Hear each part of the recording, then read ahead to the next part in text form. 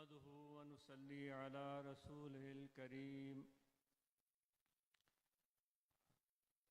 أما بعد أعوذ بالله من الشيطان الرجيم بسم الله الرحمن الرحيم يوم لا ينفع مال ولا بنون إلا من أتى الله بقلب سليم آمنت بالله صدق الله مولانا العظيم وقال الله تبارك وتعالى في شان حبيبه بسم الله الرحمن الرحيم إن الله وملائكته يصلون على النبي يا أيها الذين آمنوا صلوا عليه وسلموا تسليما اللهم صل على سيدنا ومولانا محمد وعلى آله وأصحابه أجمعين.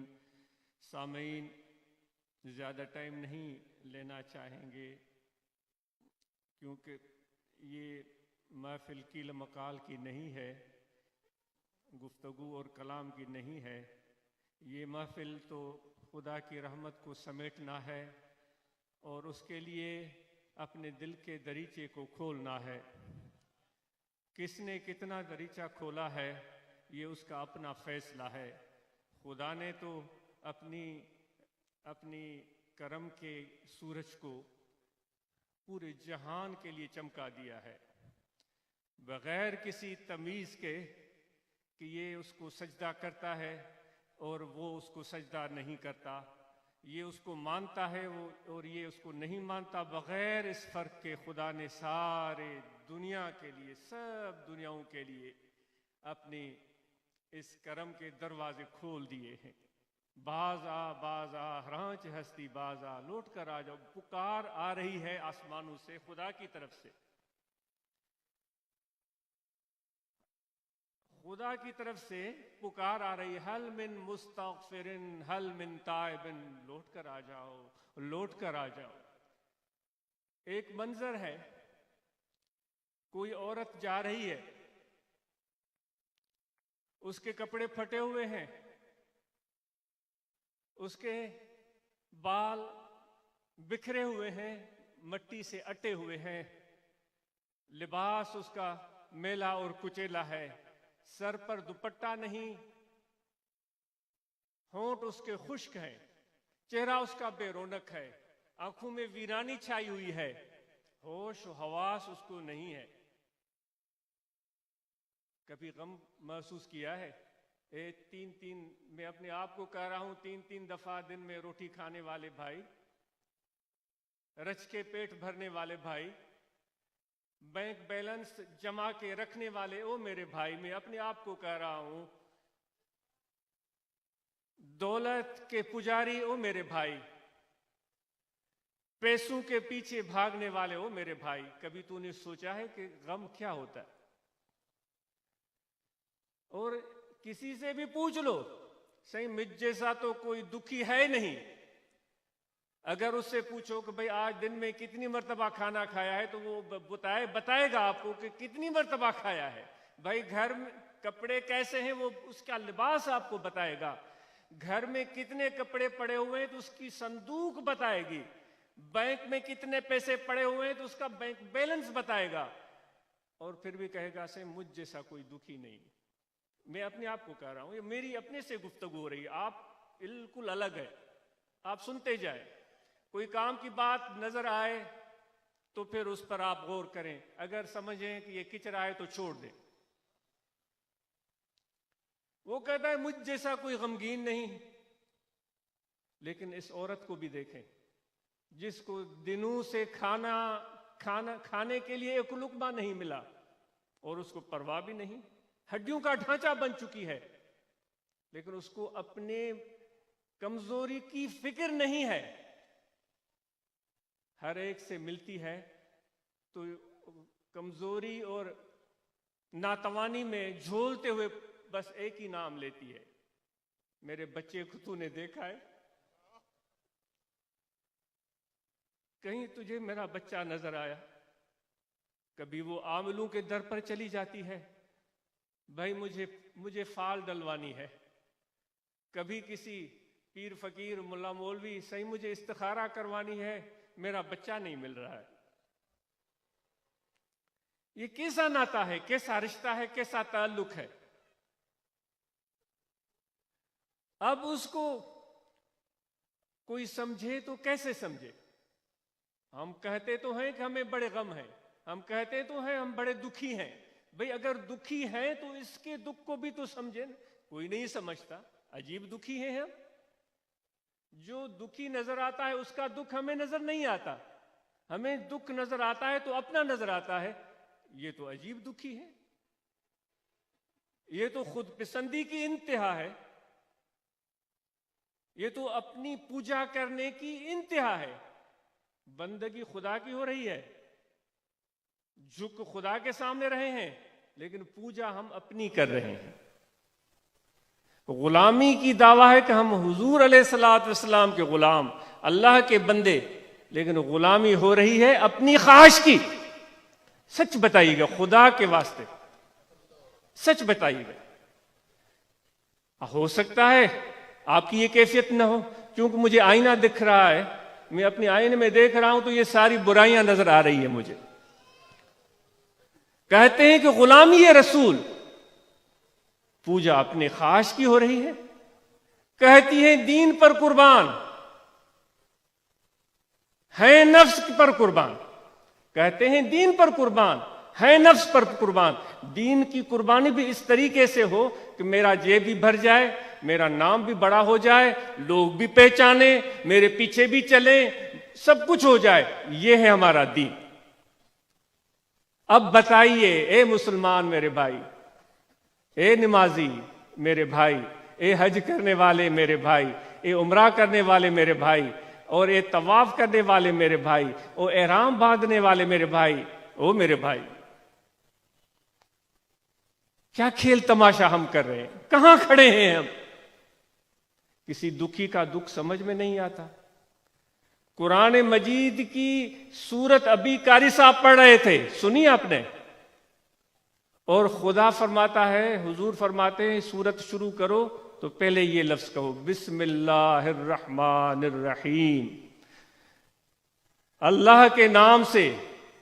اور وہ تعارف ہو رہا ہے. کون؟ اللہ، جو سب سے بڑا مہربان ہے. ٹھنڈک تو دیکھو، اس الفاظ کی ٹھنڈک تو دیکھو. اے جلالی بابا، اے بھویں اچکانے والے، غصے میں تل ملانے والے میرے بھائی، پڑھ رہے ہو بسم اللہ، اپنے چہرے کو بھی تو دیکھو، کچھ نرمی ہے چہرے پر. اپنے دل کو بھی ٹٹولو کہ کچھ اس میں احساس ہے یا نہیں ہے. خدا کہہ رہا ہے کہ یہ سورت پڑھو، خدا کہہ رہا ہے کہ سورت پڑھو. اس اللہ کے نام سے شروع کرتا ہوں جو سب سے بڑا مہربان ہے. بسم اللہ پڑھنے والے، تو نے اس کی مہربانی کی بات تو کی، لیکن بتاؤ تو صحیح، تو نے اس مہربانی سے کچھ حظ، کچھ حصہ بھی لیا ہے یا نہیں لیا ہے؟ صرف یہاں ختم نہیں ہو جاتی بات، پھر دوبارہ مہربانی پر ایک اور لفظ آ رہا ہے، جو بڑا مہربان. یہاں کوئی کمی رہ گئی تھی؟ کوئی کمی رہ گئی تھی؟ بڑا مہربان، کوئی کمی نہیں رہ گئی تھی. لیکن پھر بھی وہ خدا ہمارے پرکاروں سے واقف ہے. پھر دوبارہ ایک اور لفظ اوپر ڈال دیتا ہے، بسم اللہ الرحمن الرحیم. بڑا مہربان ہے. کتنا بڑا مہربان ہے؟ جتنا یہ آسمان ہے، جتنی یہ زمین ہے، اے میرے رب تو کتنا بڑا ہے، ذرا بتا تو صحیح. وہ دیکھ رہا ہے پروردگار تو کتنا بڑا ہے. ہمیں اپنا تعارف تو کرا دے، کچھ ہمیں سمجھا دے. ہم نے تو سب سے بڑی یہ زمین دیکھی ہے جس میں بڑے خوبصورت باغات ہیں، لہلہاتے کھیت ہیں، اور درختوں میں لگنے والے پھل ہیں، سیب ہیں، انار ہیں، اور ان پر چڑھنے والی بڑی خوبصورت، سندھی میں ولوں چوندا آهن، بابا سندھی ڳالهائڻ جو مزو پنहिंجو आहे. اردو میں لفظ کھپی تھا ونجن. وہ اس پر چڑھنے والی بیلیں جن میں انگور اگتے ہیں، کتنے پیارے لگتے ہیں. اے میرے رب، ہم نے تو یہ زمین دیکھی ہے چلے گئے بخارا میں، وہاں انار نظر آئے، سیب نظر آئے. چلے گئے ہم کوئٹہ میں، وہاں بڑے خوبصورت پھل نظر آئے. اتنی بڑی زمین ہے، ہم نے تو ایسی کشادہ جگہ نہیں دیکھی. خدا فرماتا ہے تو نے کیا دیکھا؟ کچھ بھی نہیں دیکھا، ابھی تو ایک چھوٹی سی چیز دیکھی. بتا دے پروردگار پھر تو کتنا بڑا ہے. ہم سمجھتے ہیں کہ زمین سے بڑا پھر آسمان ہے. زمین کو گھیرے میں لیے ہوئے وہ کھڑا ہے ایک تمبو کی طرح، اس نے ہم سب کو ڈھانپا ہوا ہے. خدا مسکرا کے فرماتا ہے تو نے ابھی بھی مجھے نہیں پہچانا، میری عظمت کو نہیں جانا. اے پروردگار، کائنات میں اتنے بڑے گولے پھرتے ہیں، سائنسدان دن رات دوربینیں لگائے اس کو تکتے رہتے ہیں. وہ بھی عجیب کہتے ہیں کہ بھائی یہ جو گولے پھرتے ہیں ان میں بھی کشش پائی جاتی ہے. بھائی مجھے یہ بتاؤ پہلے، اے دوست، وہ جو ریڈی بان بیٹھے ہوئے ہیں میرے بھائی، جو گدا گاڑی چلانے والے میرے بھائی یہاں بیٹھے ہوئے ہیں، آپ کو پتا ہے زمین کی کشش کے بارے میں کہ وہ دوسری چیزوں کو کھینچتی ہے اپنی طرف. اگر آپ اوپر پتھر پھینکیں وہ زمین کی طرف لوٹتا ہے، زمین اس کو کھینچتی ہے. دوسرے گولے جو آسمان میں کائنات میں پھرتے ہیں وہ ایک دوسرے کو کھینچتے ہیں. یہ کشش آئی کہاں سے؟ بتاؤ. یہ کشش وہ تو نہیں ہے جو ماں پاگلوں کی طرح پھر رہی ہے اپنے بیٹے کی تلاش میں. بیٹا اس کو کھینچ رہا ہے یا ماں اپنے بیٹے کو کھینچ رہی ہے؟ بتاؤ تو صحیح، کون کھینچ رہا ہے کس کو؟ ماں کھینچ رہی ہے. زمین دوسرے گولوں کو کھینچتی ہے، چاند کسی دوسرے گولے کو کھینچتا ہے، آسمان سورج کسی دوسرے گولوں کو کھینچتا ہے. یہ کشش ان بے جان چیزوں میں، واہ واہ بھائی کمال ہو گیا. ہم نے کہا تھا کہ یہ تو بے جان ہے، لیکن بے جان تو نہیں ہے میرے بھائی. پتھر بے جان ہے، اس کو پھینکتے ہیں، یہ تو بیکار ہے. زمین کہتی ہے نہیں یہ تو میرا حصہ ہے، ادھر آ جاؤ بھائی، ادھر آ جاؤ، میرے سینے میں سما جاؤ. وہ پتھر کو زمین سینے میں سمو لیتی ہے. کس نے ڈالی یہ کشش؟ بتاؤ تو صحیح میرے بھائی. یہ کوئی فارسی تو نہیں ہے، یہ کہاں سے آ گئی ہے کشش؟ اب مجھے یہ بھی بتاؤ، تم بھی تڑپ رہے ہو، تم بھی دکھی ہو، تم بھی غمگین ہو. بھائی یہ غم کی جو مرہمیں تو نے ڈھونڈی ہیں اور لگاتے جاتے ہو ایک کے اوپر ایک، ایک کے اوپر ایک، ایک کے اوپر ایک، یہ درہم، یہ دینار، یہ ڈالر، یہ روپیہ، یہ فلاں، یہ سونا، یہ چاندی، دل کا دکھ کم ہو. بھائی کسی مرہم نے کوئی اثر دکھایا؟ وہ دل کا زخم تو ہرے کا ہرا ہے. تو دکھی کیوں ہو پھر؟ بتاؤ نا کیوں دکھی ہو؟ ماں بھی دکھی ہے، وہ اپنے بیٹے کے لیے ماری پھر رہی ہے. زمین سے کوئی پتھر اوپر پھینک کر دور کرتے ہیں تو زمین دکھی ہو جاتی ہے، کہتی ہے پتھر میری طرف آؤ، تو میرا ہے. اس کو یوں اپنے کنار میں لے لیتی ہے. یہ نہیں کہتی کہ تو ایک اوارا پتھر ہے، تیرا مجھ سے کیا واسطہ، نہیں کہتی. ماں بھی دکھی، زمین بھی دکھی، وہ بھی کھینچی چلی جا رہی ہے، سورج بھی کھینچے چلا جا رہا ہے، چاند بھی کھینچے چلی جا رہی ہے، کائنات کی ایک ایک چیز کھینچے چلی جا رہی ہے. اور میرے بھائی اب بتاؤ، یہ جو تمہارے دل میں یہ جو غمگینی اور فکر مندی ہے، اس کی مرہم ہے کیا؟ اس کی مرہم شاید یہ ہو سکتی ہے جس طرح اس بچھڑی ہوئی ماں کو اپنا بیٹا مل جائے تو اس کا کیا حال ہوگا؟ بتاؤ مجھے. اب وہ دنوں بھوکی پیاسی در بدر ٹھوکریں کھانے کے بعد جب اپنے بیٹے کو پائے گی تو اس کی کیفیت کیا ہوگی؟ اس زمین کو جب وہ پتھر مل جاتا ہے تو آپ محسوس کریں اس زمین کی کیفیت کیا ہوگی. اس کو ہیرا اور پتھر دونوں ایک جیسے پیارے ہیں اس زمین کو. یہ نہیں کہ یہ ہیرا ہے ہم جیسے لالچی لوگوں کی طرح، وہ ہیرا ملے تو جیب میں رکھ لیتے ہیں، پتھر ملے تو پھینک دیتے ہیں. زمین یوں نہیں کرتی، وہ کہتی ہے جو بھی ہے وہ میرا ہے، پتھر ہو یا ہیرا ہو. ماں بھی ایسی ہوتی ہے. جو ماں اپنے بیٹوں کو جب ایک مرتبہ دیکھ لے اس کا حال کیا ہوگا وہ ماں جانے، ہم الو کے پٹھے کیا جانے. ہمیں کیا پتا، بڑے ہوشیار اور چالاک بنتے ہیں، یہ درد ہم نہیں جان سکتے. جس طرح ماں کو بچہ مل جائے، زمین کو اپنا حصہ مل جائے، اسی طرح درخت سے ٹوٹی ہوئی کوئی شاخ جب ٹوٹتی ہے تو وہ دکھی ہو جاتی ہے، اس دکھ اور غم میں وہ سوکھ کے کانٹا ہو جاتی ہے، بے جان ہو جاتی ہے۔ تمہارا اور ہمارا دکھ یہ ہے کہ ہم اپنے اصل کو جانتے نہیں ہیں۔ وہ درخت کی شاخ بھی جانتی ہے کہ میرا اصل کہاں ہے، وہ پتھر بھی جانتا ہے میرا اصل کہاں ہے، وہ لوٹ کر پھر زمین کی طرف آتا ہے، لیکن ہم الو کے پٹھے بے وقوف نہیں جانتے کہ ہمارا اصل کیا ہے۔ ماں بیٹے کو دیکھ رہی ہے اور خدا کہہ رہا ہے، اے میرے بندے کہاں جا رہے ہو، باز آ جاؤ، آ جاؤ میری طرف۔ وہ کہتا ہے اگر نہیں آ رہے ہو تو ذرا ایک قدم تو اٹھا لو۔ وہ خدا کہتا ہے ایک قدم تو اٹھا لو، میں تمہاری محبت میں 10 قدم اٹھاؤں گا، ہے یا نہیں؟ وہ کہتا ہے آہستہ آہستہ آؤ میری طرف۔ وہ کہتا ہے جس طرح اس کی شان ہے، وہ کہتا ہے میں تیری طرف دوڑتا ہوا آؤں گا۔ ہے کوئی فرق بیٹے اور ماں کی کیفیت محسوس کی آپ نے؟ ہم اصل سے ٹوٹے ہوئے اور اپنے اصل کو کی طرف لوٹنا چاہ رہے ہیں، لیکن کوئی طرف نہیں مل رہا ہے۔ کبھی شمال کی طرف بھاگتے ہیں، کبھی جنوب کی طرف بھاگتے ہیں، کبھی مشرق کو، کبھی مغرب کو، کبھی ادھر کبھی ادھر، ٹھوکریں کھا کھا کے مر جائیں گے۔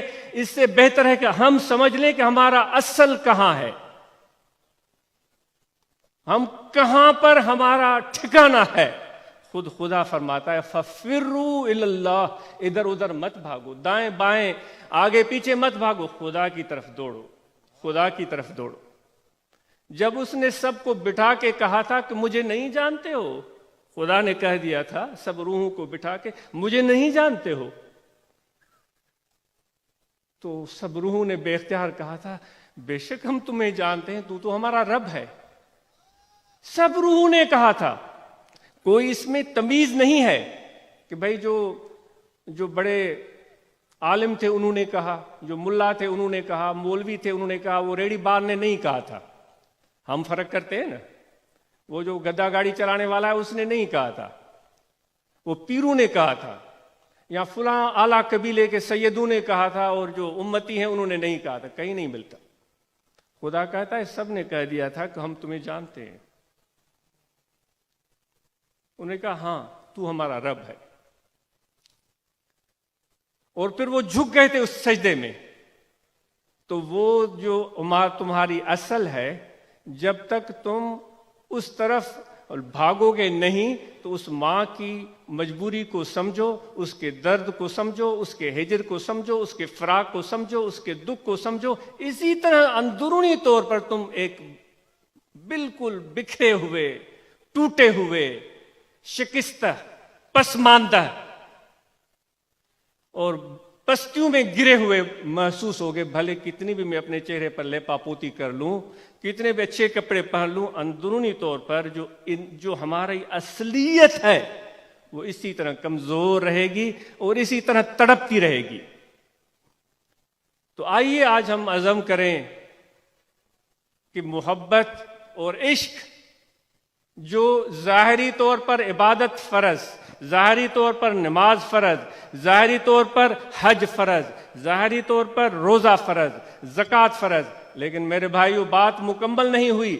تمہارے باطن کے لیے، تمہارے روح کے لیے، تمہارے اور میرے روح کے لیے، میرے قلب کے لیے، ہمارے روح کے لیے، ہمارے قلب کے لیے عشق اور محبت بھی فرض ہے۔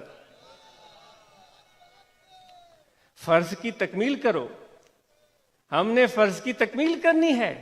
اگر نماز ہم نے پڑھی اس میں محبت اور عشق کا اثر موجود نہیں ہے تو پھر وہ نماز مکمل نہیں ہے، وہ نماز ادھوری ہے۔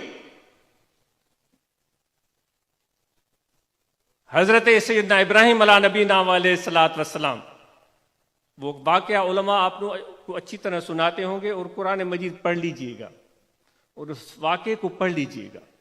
وقت قلیل ہے، طوالت میں نہیں جایا جا رہا ہوں، صرف مختصراً جب انہوں نے اپنے بیٹے اسماعیل کو جوانی کے بعد دیکھا، جب وہ سمجھدار ہو گئے تھے، 10 سال کے، 12 سال کے، جوان تو نہیں، تو ان کی چہرے میں ان کو پیار اور محبت کی جھلک نظر آئی جو باپ کے دل میں ہوتی ہے. سبحان اللہ، میرا بیٹا اتنا پیارا بیٹا، وہی اسماعیل جس کے اولاد میں سے میرے آقا و مولا حضرت صلی اللہ علیہ وآلہ وسلم کی آمد تھی، جن کے پیشانی میں میرے آقا و مولا حضرت صلی اللہ علیہ وآلہ وسلم کا نور تھا، کیونکہ ہمارے پیارے آقا و مولا حضرت صلی اللہ علیہ وسلم کے دادا سیدنا اسماعیل علیہ نبینا علیہ الصلوۃ والسلام تھے. تو ابراہیم کا دل کھنچ گیا تھا اسماعیل علیہ السلام کی طرف.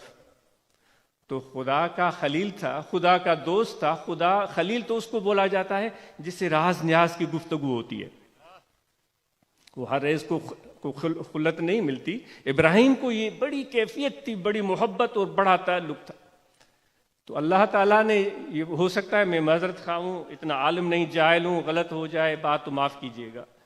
خدا نے چاہا کہ ابراہیم کو دیکھا جائے کہ یہ اسماعیل کو دیکھنے کے بعد ایسا تو نہیں ہے کہ اس کی جو خلت تھی وہ کتنی کامل، مکمل اور کتنی افضل اور اعلیٰ ہے. بھائی قربان کرو پیاری چیز.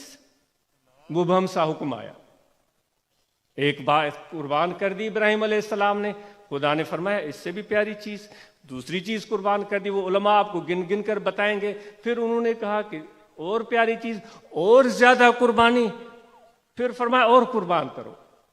ابراہیم علیہ السلام کی وہ جو دل میں خدا کے ساتھ جو تعلق اور معیت تھی، وہ راز اور نیاز تھا، وہ حقیقت ان کے دل پر منکشف ہو گئی. ابراہیم تجھے سب سے پیاری چیز کون سی ہے؟ انہوں نے دل کو ٹٹولا تو پتہ چلا کہ پیاری چیز تو اسماعیل ہے، اس سے بڑھ کر مجھے اور کوئی پیارا نہیں. تو پھر وہ لے جاتے ہیں منا کے میدان میں اور خدا فرماتا ہے قربان کرو، اور پھر اس کو لٹاتے ہیں. اور خدا کے حکم پر اب ایک باپ اور بڑھاپے میں اولاد اور اتنی کم عمر اولاد، وہ چھری اس پر رکھتے ہیں. پھر وہ سارا واقعہ آپ کو پتا ہے. وہ کیا ہوتا ہے؟ خدا کی طرف سے حکم ہوتا ہے کہ یہ معصوم بچے کو کوئی مارنے کی کوئی بات ہی نہیں تھی، ایسے کیسے ہو سکتا ہے؟ خدا تو بچانے والا ہے، خدا تو ڈھانپنے والا ہے. اس نے کہا میں یہ دیکھنا چاہ رہا تھا کہ اس نوجوان بچے کو دیکھ کر تم کہیں اپنی محبت کو کسی اور طرف موڑتے نہیں چکے ہو. تو ابراہیم علیہ السلام اس محبت میں کامیاب اور کامران ہو جاتے ہیں. یہ عشق کی انتہا ہے. کبھی آگ میں جمپ لگا دیتے ہیں، کبھی بیٹے کو قربان کے لیے کرنے کے لیے تیار ہو جاتے ہیں. تو وہ نماز تب مکمل ہوتی ہے جب ابراہیمی جذبہ بھی دل میں ہو، جب عشق کی کا الاؤ بھی دل میں روشن ہو، ورنہ تو نماز مکمل نماز نہیں ہوتی. تو اس لیے قصے مختصر کہ اس ماں کی جو اپنے بیٹے کی تلاش ہے، اس تلاش میں وہ ماں اکیلی نہیں ہے، ہم سب اس سے ملتی جلتی تلاش میں ہیں. ہم اب وقت ہمارے لیے ہمارے ہاتھ میں ہے، ہم فیصلہ کریں کہ وہ ملتی جلتی تلاش جو ماں کی طرح ہے وہ کون سی ہے. کیا ہمارا نفس ہے؟ کیا درہم ہے؟ کیا دینار ہے؟ کیا روپیہ ہے؟ خدا کہتا ہے کہ تمہارے درد کی دوا اور کچھ بھی نہیں، تمہارے درد کی دوا یہ ہے کہ میرے پاس لوٹ کر آ جاؤ. ہم پتھر ہیں، وہ زمین پتھر کو سینے میں سمو لیتی ہے. خدا کہتا ہے تم پتھروں سے بھی بدتر ہو، گنہگار اور بدکار ہو، جیسے بھی ہو، لیکن تم میرے ہو. اور میں تجھ سے محبت کرتا ہوں، تم مجھ سے محبت کرو. اور محبت ایسی کرو کہ جس طرح ابراہیم علیہ السلام نے محبت کی تھی مجھ سے. محبت ایسی کرو جیسے آقا و مولا حضرت صلی اللہ علیہ وآلہ وسلم نے محبت کی تھی. میں بسم اللہ کی بات کر رہا تھا تو خدا نے بسم اللہ پڑھنے کا حکم دیا ہے، اور ایک مرتبہ رحمان پر اکتفا نہیں کی بلکہ اوپر رحیم بھی ڈال دیا، اور ہر روز 10 بار پڑھتے ہیں. اور وہ یہ کہنا چاہ رہا ہے، اللہ تعالیٰ کی ذات یہ کہنا چاہ رہی ہے کہ تم جب رحمان کے نام سے مجھے جانو گے، رحیم کے نام سے مجھے جانو گے، اور تمہیں پتہ ہے کہ تمہارا اصل، تمہارا مرجع میں ہی ہوں. اللہ فرماتا میں ہوں، تم میری بارگاہ میں رہنے والے تھے، میرے سجود اور رکوع، مجھے سجود اور رکوع کرنے والے تھے. جب اتنا پیار تمہارا میرے ساتھ تھا تو وہ رحمانی صفت اور رحیمی صفت اپنے اندر ڈال دو. وہ خود حضور علیہ الصلوۃ والسلام فرماتے ہیں کہ اپنے آپ کو اللہ کے اوصاف سے متصف کر دو. تو آئیے ہم لمبی باتیں نہیں کرتے، صرف بسم اللہ پر بات کرتے ہیں۔ بٹائی صاحب نے کیوں فرمایا ہے کہ کوڑے منج کتاب حرف مڑوئی ہیک، یہ نظرت و نیک بسم اللہ بستئی، تو بسم اللہ میں سب قرآن آ جاتا ہے میرے بھائیوں۔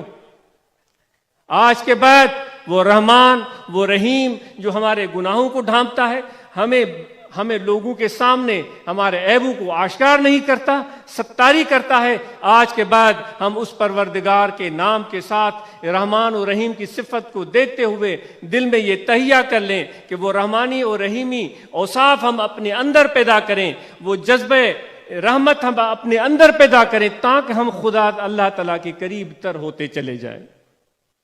جتنا ہم اس رنگ میں رنگتے چلے جائیں گے، اللہ تعالیٰ کے قریب سے قریب تر ہوتے چلے جائیں گے۔ تو یہ ایک آج اس چھوٹی سی محفل میں یہ چھوٹا سا ایک پیغام ہے، آپ ضرور اس پر سوچئے گا، غور کیجئے گا، اور یہ محبت اور عشق اس کا تعلق انسان کے دل سے ہے۔ نماز جو ہم سر جھکاتے ہیں تو وہ سر جھکتا ہے، لیکن رومی کہتا ہے تو بمسجد می روی بہرے سجود، سر بجنبت دل نہ جنبت اینچ سود، جب سجدے میں گرتا ہے دل تمہارا جھکے، سر تمہارا جھکے، دل تمہارا نہیں جھکتا تو کیا فائدہ؟ تو آج کے بعد ہم ایسا جھکنے کی کوشش کریں کہ ہمارا دل بھی خدا کے قدموں میں جھکتا رہے، ایسی نماز پڑھنے کی ہم کوشش کریں، ورنہ تو یہ نماز ہماری آدھی ادھوری رہ جائے گی۔ اس لیے آج جتنے احباب یہاں آئے ہیں ہم نماز کی پابندی کریں گے، خدا کے بارگاہ میں سر بسجود ہوں گے اور اس طرح سجدہ کریں گے کہ ہمارا دل بھی خدا کے سامنے جھکے۔ ذکر کے بارے میں جو کہ ہمارے یہاں جمع ہونے کا مقصد اور غرض اور غایت ہے، اللہ تعالیٰ فرماتا ہے پس تم مجھے یاد کرو تو میں تمہیں یاد فرماؤں گا۔ اس ذکر کے بارے میں صبح بھی میں نے عرض کی تھی، آج دوبارہ میں عرض کرنا چاہ رہا ہوں کہ وہ ذکر بڑا سہل اور آسان ذکر ہے، بائیں جانب انسان کا دل ہے، اس توجہ کو دل میں قائم رکھیں، 24 گھنٹے یہ توجہ رکھیں کہ دل پکار رہا ہے اللہ اللہ اللہ اللہ اللہ اللہ اللہ۔ اگر کوئی سادہ ہے اور کوئی مسکین ہے جس کو قلبی ذکر کا پتہ نہیں ہے تو اس میں بھی فکر مندی کی کوئی بات ہی نہیں ہے۔ اگر قلبی ذکر کا پتہ نہیں چل رہا ہے تو میں ان کے ساتھ بیٹھا ہوا ہوں جن کا قلبی ذکر چل رہا ہے، تو الحمدللہ میں ان کے ساتھ بیٹھا ہوا ہوں، یہی میری کامیابی ہے۔ وہ جب پوچھیں گے ہم سے کہ کیا کرتے تھے، اے پروردگار گناہ بے شمار، خطائیں بے شمار، ہر عیب ہر خرابی ہمارے اندر، لیکن تمہارے پیاروں سے محبت کرتے تھے۔ ان کے پاس جانے کا موقع ملتا تھا تو غریبی حال کے باوجود پیسے خرچ کر کے ان کے پاس جاتے تھے، ان کے ساتھ مل کر بیٹھتے تھے۔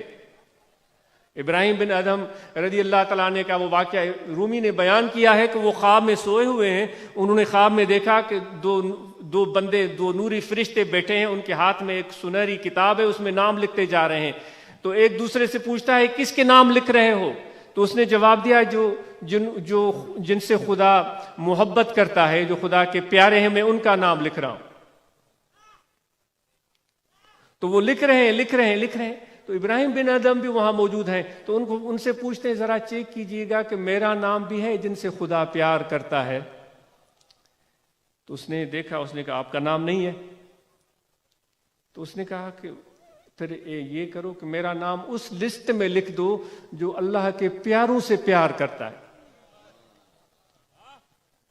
تو ابراہیم بن ادہم رضی اللہ تعالیٰ عنہ کی خواب ختم ہو گئی۔ اگلے دن پھر وہی خواب، پھر وہی بندہ، پھر وہی کتاب، پھر وہی لکھنا لکھانا۔ اس نے پوچھا کہ کیا میرا نام لسٹ میں لکھا گیا ہے؟ اس فرشتے نے آنکھیں اٹھائی، اس کو کہا کہ ہاں تمہارا نام سب سے اوپر لکھا ہوا ہے۔ اس نے پوچھا وہ کیسے ہوا؟ کل تو میرا نام تھا ہی نہیں۔ فرشتے نے کہا کہ خدا نے جواب دی ہے تمہارے لیے، جو میرے پیاروں سے پیار کرتا ہے سب سے بڑھ کر میں اس سے ہی پیار کرتا ہوں، تو اس کا نام سب سے ٹاپ پر لکھ دو۔ تو ہم گناہگار صحیح، بدکار صحیح، لیکن ذکر والوں کے ساتھ جب بیٹھے ہیں تو یہ ہماری عظمت اور کامیابی کی دلیل ہے۔ تو اس محبت کو قائم رکھیں، یہاں سے واپس جا کر بھی جب کبھی موقع ہو محفل ذکر منعقد کریں، محفل مراقبہ منعقد کریں، اس میں بیٹھیں اور اللہ کا ذکر کریں، تو یہ اس چیز کی علامت ہوگی کہ ذکر والوں سے آپ پیار کرتے ہیں۔ ہمارے لیے یہ بڑی کامیابی اور کامرانی کی دلیل ہے۔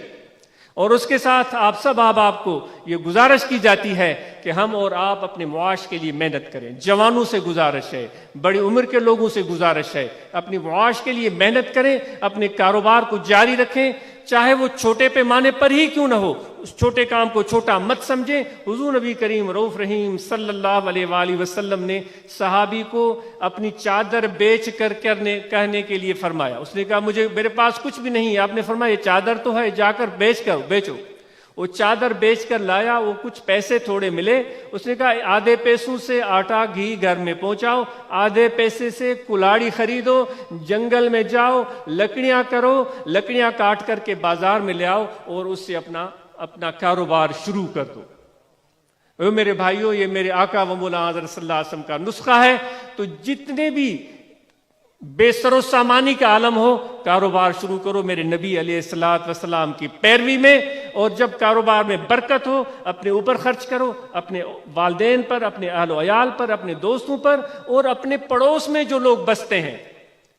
میرے نبی اکرم نور مجسم صلی اللہ علیہ وآلہ وسلم رحمت للعالمین، وہ جب بھی کوئی چیز ہوتی تھی تو اکیلے تناول نہیں فرماتے تھے، باہر دیکھتے تھے کوئی مہمان ہے تو اس کے ساتھ کھائیں، پڑوسیوں کی خبر گیری کر فرماتے تھے۔ تو اگر کبھی چاول کا 1 کلو پڑوسی کے لیے ہم لے آئے، کبھی ہم گھی کا آدھا کلو پڑوسی کے لیے ہم لے آئے، کبھی آٹے کے 5 کلو ہم پڑوسی کے لیے لے آتے ہیں، تو یہ میرے آقا و مولانا صلی اللہ علیہ وسلم کی پیروی ہوگی، جو آپ سب جہانوں کے لیے رحمت ہیں، اور ان کی رحمت میں پھر ہمیں ضرور حصہ ملے گا۔ اور اس طرح خاموشی سے یہ کام کرتے چلے جائیں۔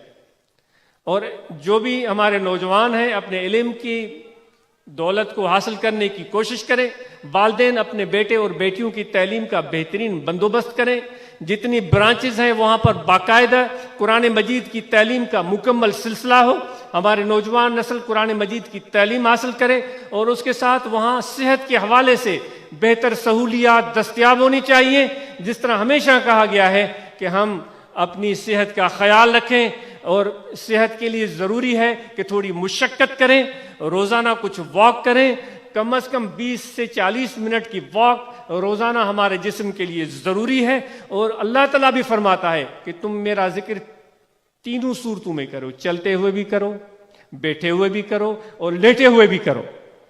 یعنی تینوں اذکار یہ الگ الگ اثر رکھتے ہیں۔ صبح ہم نے ہلکا بیٹھ کر کیا، اور پھر ہم لیٹے سو گئے، نیند نہیں آ رہی ہے، غموں نے گھیرا ہوا ہے، اے فقیر دل کی طرف توجہ کر کے اللہ کے ذکر کا ورد شروع کر دے، اور مرشد کامل کی طرف اپنے دل کا رخ سیدھا کر دے، کیونکہ دل کا کعبہ اور قبلہ مرشد کامل کی ذات ہے۔ جب مرشد کی طرف دل کا رخ سیدھا ہو گیا تو وہاں سے فیض محمدی ایک روشنی کی صورت میں آنا شروع ہو جائے گا۔ اپنے دل کے دریچے کو کھول دیں، اپنے آپ کو کچھ بھی نہ سمجھیں، دل کے دریچے کو کھول دیں۔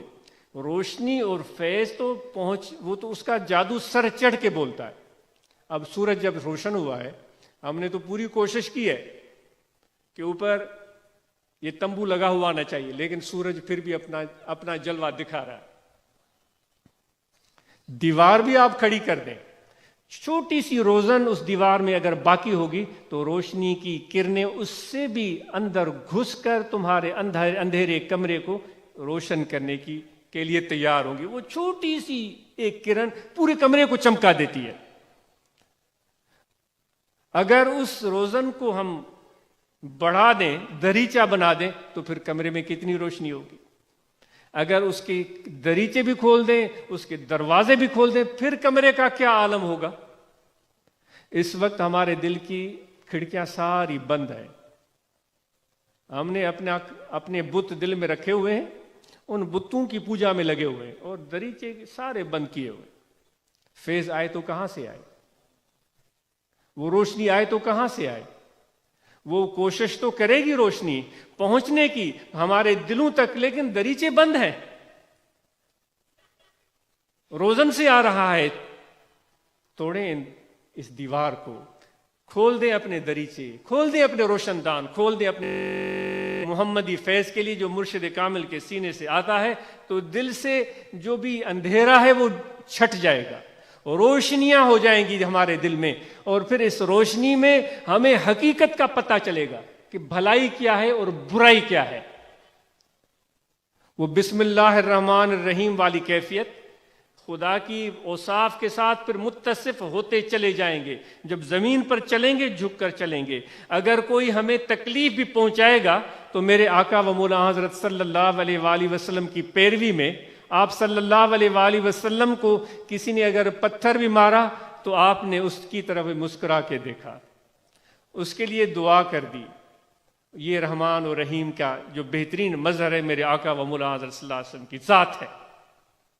پھر یہ چیزیں جب فیض محمدی مرشد کے سینے سے دل میں آئے گا، ورنہ تو اس وقت کیفیت وہ ہے جو ایک فقیر ہمارے مرشدوں کے مرشد پیر قریشی رحمۃ اللہ علیہ کے صحبت میں آیا اور اس نے عرض کیا کہ حضور مجھ پر توجہ کریں، مراقبہ ہونے والا تھا، اس نے کہا مجھ پر توجہ کریں، حضرت نے کوئی جواب نہیں دیا۔ اس طرح کی بات کہنا بعض اوقات نوواردین کر دیتے ہیں، لیکن اس طرح کی حجت ہر ایک کے لیے صحیح نہیں ہوتی۔ اس نے کہہ دیا، مراقبہ ختم ہوا تو پھر وہ دوبارہ اٹھ کے آیا، اس نے کہا حضور آپ نے توجہ کی مجھ پر، میں نے عرض کی تھی۔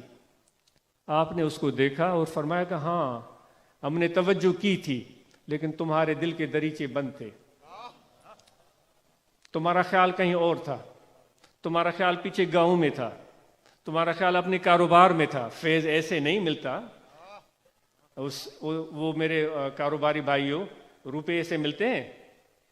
روپیوں کے پیچھے جان، تن، من، دھن، دماغ، دل، جگر، پھیپھڑے سب ہم نچھاور کرتے ہیں، پھر ہمیں روپے ملنا شروع ہوتے ہیں۔ روپوں کے لیے ہم اتنی محنت کرتے ہیں، اور فیض پانے کے لیے کیا محنت کی ہے؟ وہاں سے یہاں تک آئے ہو تو بار بار گھڑی دیکھ رہے ہو کب میں جاؤں گا، فون پر بھائی کیا ہوا، میں بس ابھی آنے والا ہوں، میں ابھی آنے، الو کے پٹھے کہ آئے کیوں؟ کیا ضرورت تھی تمہاری آنے کی؟ سندھی میں چند آئے مہانڈرا تو جیتے ضرورت کیڑی ہوئی، بیٹو ہو جہاں ہوتے، بس اب تو مجھے وہ کرنا ہے، اب تو مجھے وہ کرنا ہے۔ وہ بے وقوف، وہ تیری آپ نے دیکھی ہے؟ وہ رات کو اس کی آواز آتی ٹٹو ٹٹو، دیکھی آپ نے؟ اس کی ٹانگیں دیکھی ہیں؟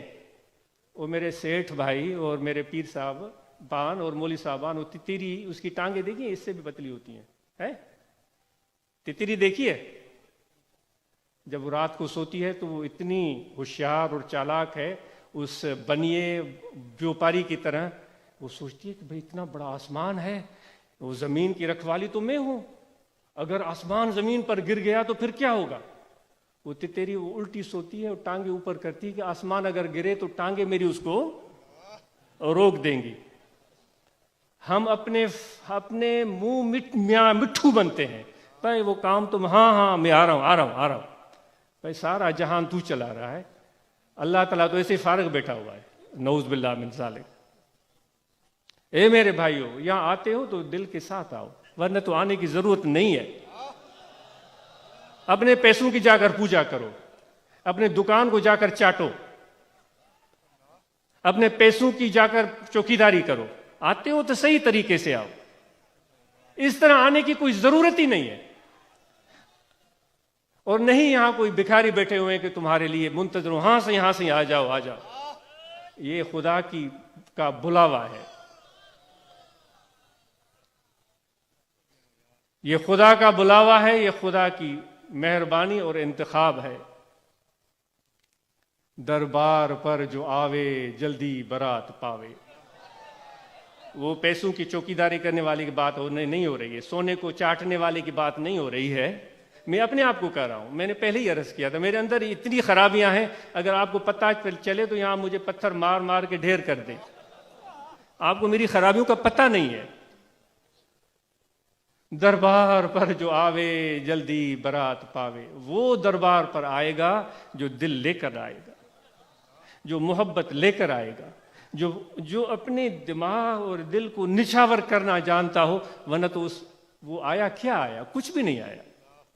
دربار پر جو آوے جلدی برات پاوے، منہ پھیر کر جو جاوے رستہ دراز ہے۔ وہ آفیسر صاحب، وہ 20ویں گریڈ کے صاحب اور سیٹ صاحب، درستہ کھلا ہوا ہے، ابھی چلے جاؤ۔ یہاں میں بھی چلا جاؤں، اس مجمع پر کوئی فرق نہیں پڑتا، کیونکہ خدا کی رحمت اس مجمع پر ہے، اللہ کا ہاتھ اس جماعت پر ہے۔ میں خوش قسمت ہوں کہ اس مجمع کا ایک چھوٹا سا حصہ ہوں، خدا نے مجھے توفیق بخشی ہے۔ تو اس لیے اس رمز کو سمجھو، تو جب تک دل و جان سے، وہ کہتے ہیں کہ ہو جس کو جان و دل عزیز، غالب کہتا ہے ہو جس کو جان و دل عزیز، تیری گلی میں آئے کیوں؟ اگر اتنی اپنی عزت پیاری ہے، اتنی اپنے پیسے پیارے، تو پھر یہاں کیوں آئے ہو؟ یہ تمہارے یہاں بیٹھنے کی جگہ ہی نہیں ہے، تم اجنبی ہو، اجنبی، اور کوئی تمہارا یہاں رفیق نہیں ہے۔ اگر محبت اور دل اور الفت اور پیار لے کر آئے ہو تو تمہارے چہرے کو ہم جانے یا نہ جانے، تمہارے شکل کو پہچانے نہ پہچانے، تمہارے رتبے کو پہچانے نہ پہچانے، تم ہمارے بھائی ہو، تم ہمارے سائیں ہو، تم ہمارے پیارے ہو، اور تم سے ایسا رشتہ ہے کہ دنیا کی زندگی تو کیا، قیامت میں بھی رشتہ جڑا رہے گا انشاءاللہ۔ یہ تو وہ کشش ہے جو مجھے کھینچ کر کانوں سے پکڑ کر یہاں لے آتی ہے کہ کہیں میرے ہاتھ سے وہ رسی نکل نہ جائے، اس رسی سے میرا ہاتھ چھوٹ نہ جائے۔ اگر ہاتھ چھوٹ گیا تو پھر میں سیلاب کی لہروں میں ڈوب جاؤں گا۔ اس رسی کو تھامنے کے لیے یہ گناہ گارا ہے۔ یہ رسی کسی تفریق اور فرق کے بغیر سب کے لیے لٹکی ہوئی ہے۔ کس ملک سے آئے ہو، کس رنگ کے ہو، کس نسل کے ہو، غریب ہو، مسکین ہو، آؤ مل کر خدا کی رسی کو پکڑتے ہیں۔ سیٹ ہے تو بھی وہ سیٹ اپنی سیٹ پن، وہ امیر اپنی امیری کو اپنے ساتھ رکھے۔ اس رسی کو جب تھامنے والے ہیں تو خدا کی نظر میں سب برابر ہے۔ تو اس لیے اپنی شان مان اگر پیاری ہے تو پھر یہاں نہیں آنا چاہیے، تم اجنبی ہو۔ تو اس لیے ذکر والوں کے ساتھ بیٹھنے کا طریقہ سیکھو، اس کے بغیر اس کی حلاوت نہیں ملے گی، اس کا مزہ نہیں ملے گا۔ آج یہاں سے جانے کے بعد ہم شیروں کی زندگی جئیں گے انشاءاللہ، کسی امیر کے جیب پر نظر نہیں ہوگی، کسی کے سامنے دست سوال دراز نہیں کریں گے، ہم محنت کریں گے، مزدوری کریں گے، ہم دکان کھولیں گے، دکان پر بیٹھ کر محنت کریں گے، اپنے بچوں کو محنت کرنا سکھائیں گے، اور جب ہمیں اللہ عطا فرمائے گا تو اس کا شکر بجا لائیں گے۔ پروردگار، دنیا والے مجھے نہیں جانتے، سیٹھ مجھے نہیں جانتے، مولوی بھی مجھے کہتے ہیں کہ نہیں نہیں تم جاؤ، تم کسی کام کے نہیں، پیر کہتے ہیں بھائی میں تو بڑی کرامت والا ہوں، تم کون ہوتے ہو؟ وہ مجھے نہیں جانتے، دھتکارتے ہیں، کوئی نہیں جانتا۔ ایک اجنبی وہ والا تھا جو پہلے والا، وہ آپ نے محسوس کیا جو پہلے بات، ایک اجنبی بات ہو رہی تھی بات، اب یہ دوسرا اجنبی آ رہا ہے۔ وہ ایسے اجنبی بھی یہاں ہوں گے جو پہلے والے، اب دوسرا اجنبی آ رہا ہے۔ اے پروردگار، کوئی نہیں جانتا، کوئی نہیں جانتا، اس کے جیب میں اتنے پیسے، اس کا بینک بیلنس اتنا بڑا، اس کا گریڈ اتنا بڑا، اس کا پاور اتنی زیادہ، اس کی اولاد اتنی تگڑی، یہ لڑائی مار کٹائی کرنا جانتے۔ میرے مولا، میں تو مسکین ہوں، غریب ہوں، میں کہاں جاؤں، مجھے تو کوئی نہیں جانتا۔ خدا اس بندے سے گفتگو کرتا ہے، اچھا تجھے کوئی نہیں جانتا؟ دنیا والے نہیں جانتے، سیٹھ نہیں جانتے، پیر نہیں جانتے، امیر نہیں جانتے۔ مولا کہتا ہے میں تجھے جانتا،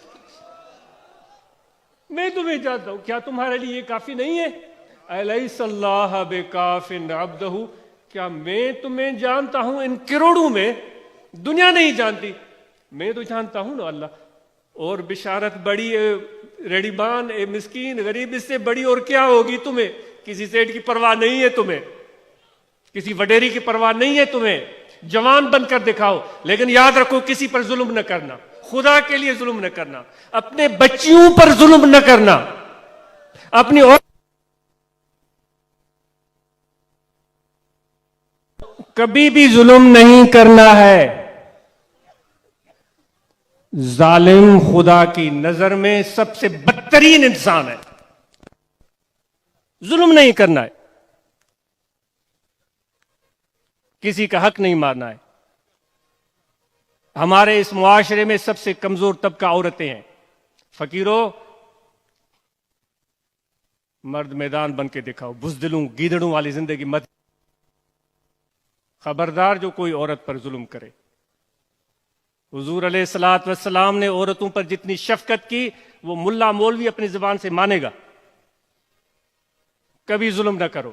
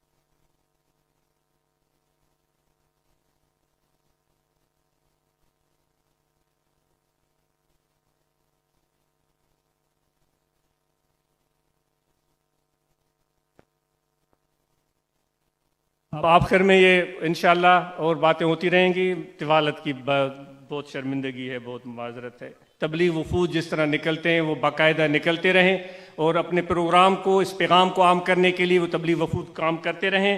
شجرکاری کے لیے ہم مل جل کر بھرپور کوششیں کر رہے ہیں، تو شجرکاری کا سلسلہ سب فقیر جاری رکھیں، اور اسی طرح درختوں کی حفاظت کریں. اور انتظامیہ، الخادمین اور سیکیورٹی کے جتنے احباب جنہوں نے ہمارے ساتھ تعاون کیا، انہوں نے رات دن ایک کر کے اس پیغام کو کامیاب بنانے کی کوشش کی، ان سب کے مشکور ہیں. پولیس کے تعاون کے بغیر، افسران بالا کے تعاون کے بغیر، موٹر وے پولیس، انتظامیہ، حکومت کے تعاون کے بغیر ایسے جلسے کا انعقاد ممکن نہیں تھا.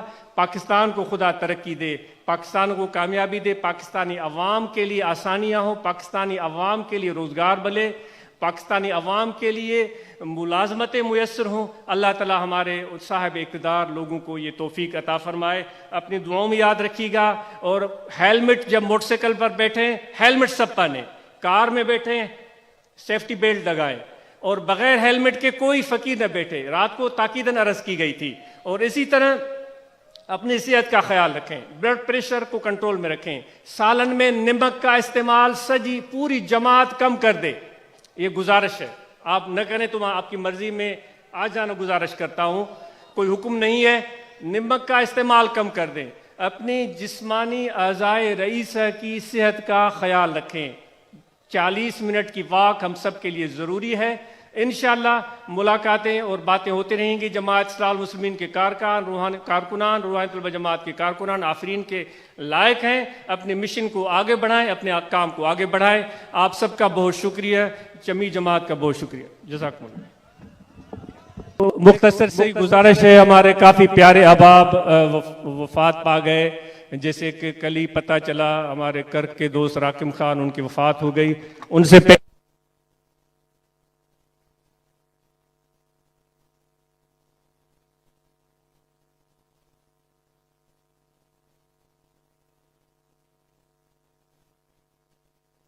کچھ عرصہ پہلے ہمارے محترم مخلص پیارے دوست جو ہر عرس پر یہاں آتے رہتے تھے، سید محمد اسماعیل شاہ صاحب، ان کا انتقال ہو گیا.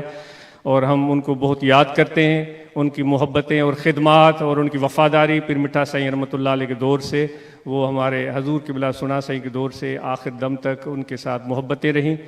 اور اسی طرح ہمارے محترم دوست ہم پیارے اللہ ان کو صحت لمبی عمر عطا فرمائے، غلام نبی صاحب، ان کی والدہ ماجدہ علیل ہیں، اللہ تعالیٰ ان کو صحت یابی تندرستی عطا فرمائے. ان سب کے لیے دعا ہے اور آپ سب کے لیے دعا ہے. اللہم صلی علی سیدنا مولانا محمد وعلی آلہ وصحبہ اجمعین.